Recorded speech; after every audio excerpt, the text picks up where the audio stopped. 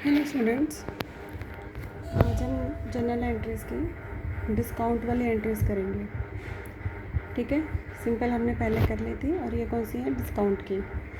तो डिस्काउंट की जैसे फर्स्ट एंट्री है सोल्ड गुड्स टू एस नाम हो गया, एस को सामान बेचा, लिस्ट प्राइस कितना है उसका 20,000 रुपये। एट ट्रेड डिस्काउंट कितना है 10%, यानी कि ट्रेड डिस्काउंट 10% देना है। ट्रेड डिस्काउंट होता क्या है कि जब हमने कोई चीज़ सेल करनी होती है तो जो बायर होता है वो हमसे कहता है कि भाई हमने ये चीज़ लेनी है तो आप हमें कितना डिस्काउंट दोगे। तो अभी उसके अंदर उसने पेमेंट नहीं की, अभी वो सिर्फ पूछ रहा है कि अगर हम इतना सामान लेते हैं, इतने रुपए का लेते हैं तो कितना डिस्काउंट आप दोगे। ठीक है, ये होता है ट्रेड डिस्काउंट।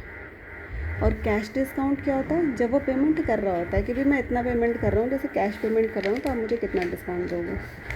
ठीक है, और जो ट्रेड डिस्काउंट होता है वो हम शो नहीं करते यहाँ पर कहीं पर भी। जनरल एंट्री में कैश डिस्काउंट शो करते हैं। ठीक है, अब जैसे फर्स्ट एंट्री है सोल्ड गुड्स टू एस को सामान बेचा, लिस्ट प्राइस उसकी 20,000 है और ट्रेड डिस्काउंट 10% है। तो अब क्या करेंगे? S debit to sales account, क्योंकि अभी एस आ गया, कैश नहीं लिखा हुआ, उसने नाम लिखा हुआ है। नाम का मतलब उधार है, तो उधार का मतलब ये है कि भविष्य में हमारे पास कैश तो आ ही जाएगा। अगर अभी उधार बेचा है तो कैश आएगा तो एसेट्स बढ़ जाएगी, और जब बढ़ जाएगी तो S debit to sales account, क्योंकि सेल्स होगी प्रॉफिट होगा, प्रॉफिट हो इंक्रीज़ होता है तो क्रेडिट साइड में जाता है। तो S debit to sales account कितना? 20,000 का 10% निकाला, कितना आ जाएगा? 2,000।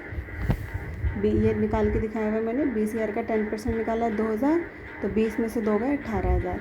तो ट्रेड डिस्काउंट लेस करने के बाद फिगर दिखानी है यहाँ पर। अगला है बॉट गुड्स। अब उसने ख़रीदा के से 20,000 का, और ट्रेड डिस्काउंट 10% है, कैश डिस्काउंट 2% है। तब कैसे करेंगे? परचेज तो वही आ जाएगा 18,000, क्योंकि 20,000 और 10% ट्रेड डिस्काउंट तो सेम ही है, तो ये 18,000 आ गया। अब वो कहता है कैश डिस्काउंट 2%, यानी कि अब जो 18,000 आया है, ठीक है, हमारा जो 20 में से 2,000 घट गया था, 18,000 जो आया था, 18,000 का 2% निकालेंगे, कैश डिस्काउंट 360। ठीक है, तो कैश डिस्काउंट 360 आ गया, और 18,000 में से 360 माइनस हो जाएंगे 17,640। ठीक है, तो कैश क्यों आया था? क्योंकि कैश हमने परचेज़ किया है, परचेज़ हमने किया है तो परचेज़ तो बढ़ गई, कैश वो बढ़ गया, एसेट्स बढ़ गई। लेकिन कैश दिया है तो एसेट्स घटी भी है, इसलिए डेबिट साइड इधर क्रेडिट साइड में आया है, और डिस्काउंट रिसीव्ड का मतलब हमें कुछ प्रॉफिट हुआ। ठीक है, तो भी ये क्रेडिट साइड में आया। तीसरी एंट्री कहता है कंटिन्यू सेकंड, यानी कि दूसरी की एंट्री कंटिन्यू है आधी। इसमें बस एक लाइन नहीं है कि 60% of amount paid immediately, 60% amount paid immediately कर दिया उसने। यानी कि पहली जो परचेज अकाउंट 18,000 है वो तो सेम ही आएगी। अब सबसे पहले हमने क्या बताना है उसको कि डिस्काउंट कितना मिला। ठीक है, तो डिस्काउंट कितना मिला 18,000 का। सबसे पहले हम क्या निकालेंगे? 18,000 का 60% उसने बोला कैश पेमेंट कर दिया, यानी कि 40% नहीं किया।